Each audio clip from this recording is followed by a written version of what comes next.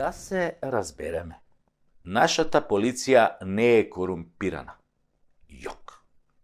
Тоа се само урбани легенди и чаршиски муабети за полицајци на кои им ставаш 50 евра во сообраќајната дозвола за да не ти пишат казна за поминување на црвено светло или на дупла линија, или тоа што на партизанска возиш 160 на сат за да го пробаш новиот мотор на едно тркало. Не е точно. Па секој ден во полицискиот билтен има барем 200 возачи кои што се казнети. Како може корумпирана полиција да казнува? Ви се мол. Тоа се приказни за да се дискриминираат полицајците и нивната професија. Земале едни другари ми раскажуваат таква измислена приказна како демек испиле по 2-3 раки и неколку пива и неколку гајби пиво, не се сеќам баш, и полицијата ги сопрела, им дала да дуваат во балончи, нормално балончето покажало дека се чори пијани земја. И полицајецот ги прашал каде се здрвиле толку, тие му рекле: бате, не испивме многу ниеве. Еден другар частеше дека купил диплома за доктор. Рековме, малку да се провеселиме со новиот матичен, отидовме тамо на чошон кај Перо. Го знаеш Перо? Кај Перо бевме. Леле, брат, каква плескајца прави Перо. Абе, од довдека вака ја плеска, вака тука шлак на градија. Перо, тука не се депилира, абе, 2 прста тоа млечен кашкавал има у тоа плескајцата, бе. Добро, тогаш сега казна 300 евра, овој рекол, ако немате 600 евра за 7 дена, плюс одземање на возачка дозвола, дечки 6 месеци и оставете возилото тука со таксисите. Auf Wiedersehen дома, или и другаров дрвопијан, или овака му вика, што бе брат, абе неам бе 300 евра, неам 600, неам куќе кај укаса бе брат, бе све изедов, све сум испил, имам само 100 евра. Еве ги 100 евра, тука ми спијат у десниот джеп, 100 евра. Може за 100 евра само да си одиме? Многу ми се моча, бе, господин полицаец. Многу ми се моча. Ама полицајциве да ти биле честни и неподмитливи и му рекле, не оди бе, тоа така брат. Ти сакаш да не подмитиш? Сега ќе те уапсиме. И другаров онака ќорпијан. Не бе, друже полицаец. Абе, какво подмитување, какви бакрачи. Јас само сакам да одите до кај Перо и да пробате од тоа плескајцата, вака што ја плеска, вака тука шлак, тука што ја плеска, вака награди таа плескајцата со фамилиите, да си отидете тамо, да ја пробате плескавица. Бе, многу работите, бе, брат. Дај бе, малку искочите со жените кај Перо на плескајци, однесете ги, бе. Не бе, нема шанси, му рекол тој колегата на сообраќајниот полицаец кој седел во полицискиот автомобил. Мојата жена не јаде мелено месо, бе, само бифтече јаде, бе, крезлички, јагнешко, така, ребренца јагнешки. И другиот мој другар исто се понудил. Брат, слушај, ја ке пуштам од картицата кај Перу уште едно перче. Какви плескајци, бе? Тоа селјаци јадат плескајци, бе.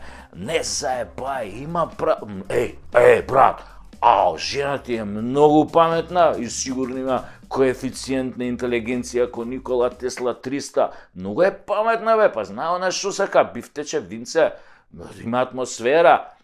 И тогаш овој првиот полицаец се почешал по главата и рекол: добра, ај се оставите колата тука, ојте тамо кај Перо, уплатете и кажете му да ми се јави. Кој ќе ми се јави, може да си ја земете колата и немој бе, немој толку да пиете, бе.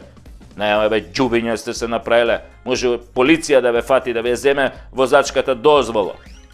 Се разбравме ли? И така другариве мои заштедиле 150 евра и 6 месеци без возачка дозвола. Тоа е кога полицијата не е корумпирана, кога нема корупција, а има само добар апетит. А за овие началници што се сликаат на партиски митинзи, за полицајци што седат со мафијаши и се сликаат по кафеани, за функционерите и тендерите во Министерството за внатрешни работи, за тоа во некоја друга прилика да се разбереме. Да бидеме на чисто. Во полицијата нема корупција. Јок! Има само рима и плескајци. Перо, што ги плескава, шла, тука награди, шла. И бифтек, да. И нови шкоди.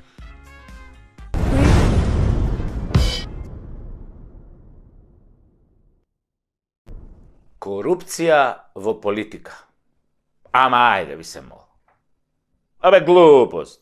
Каква корупција во политика? Во политика нема корупција.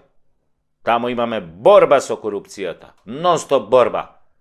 Како кој дојде на власт, он се бори, се мачи, војува со денови ноќи, нон-стоп е под опсада, се бори гради во гради со корупцијата.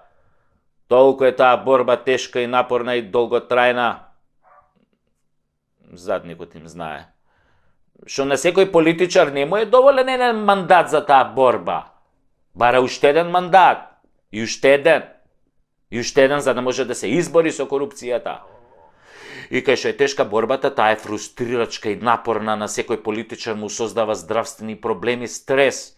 Например, доаѓа тој млад, слаб, но здрав и неискусен и по неколку години жестока борба во политиката со корупцијата, секојдневно полна со нервози, неуспешни битки, еден напред, три назад, од фрустрацијата почнува прекумерно да јаде. Од нервоза јаде.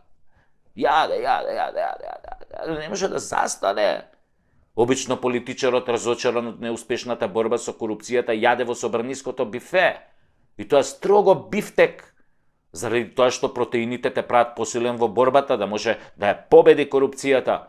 И така, стресен, уморен, фрустриран од борбата со корупцијата, политичарот малку така ќе качи некое килце, после 10 кила, па 20 кила, па тогаш мора да купи нови одела, нови кошули, бидејќи не може да се бори против корупцијата во оделот Битпазар, со кој дошол во парламентот и со чели кинески некој тамо.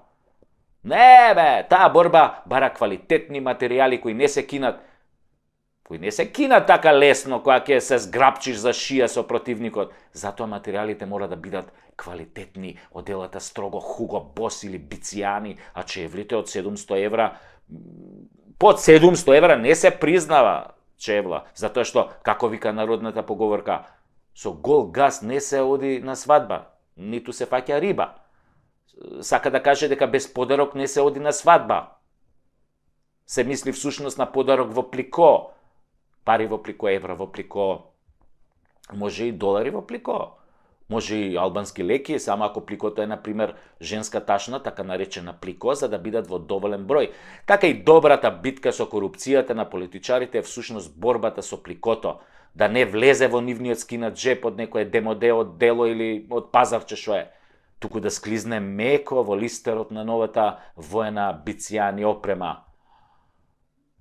Леле, да знаете како се бори против корупцијата кога имаш Бицијани од делове. Па кој ќе им мавнеш една, па она кој ќе те залепи со една, две, три, 5.000 дарки по фаца. Па тоа треба да се издржи, бе. 5.000 евра, например, у фаца се јак удар на корупцијата. 50.000 веќе те нокаутираат, не знаеш кај си. Прашуваш кој го исклучи светлото? Кој го исклучи? И на смењете тера со 50.000 евра кој ќе те мавне корупцијата. Кој го исклучи светлото? И машната мора да биде црвена, затоа што на тегето дело и бела кошул оди црвена машна, која ги символизира жртвите кои секој политичар ги дава во борбата со корупцијата. Неговите долгогодишни жртви да ја искорени корупцијата, да нема корупција кај неговите колеги, така и тој ќе се избори за да се одвикне полека за време на 3-4 мандата. И за неговата борба со корупцијата секој политичар бидува награден како што доликува и секој е транспарентен затоа што борбата бара транспарентност кон тие што го барале тоа. Така, неговата награда се гледа во зголемувањето на неговиот имот на имотната листа во антикорупцијска. Што повеќе политичарот се бори против корупцијата, тоа повеќе му расте списокот на станови, возила и пари со кои е награден за својата борба. Така е барем во нашата земја. Тамо во Шведска, обратно да ти било. Ама па, шо разбираат бе тие швеѓаните од политичка борба со корупцијата? Имаат тие други проблеми. Немаат корупција, затоа не знаат. Ај сега нек се борат бе ако можат.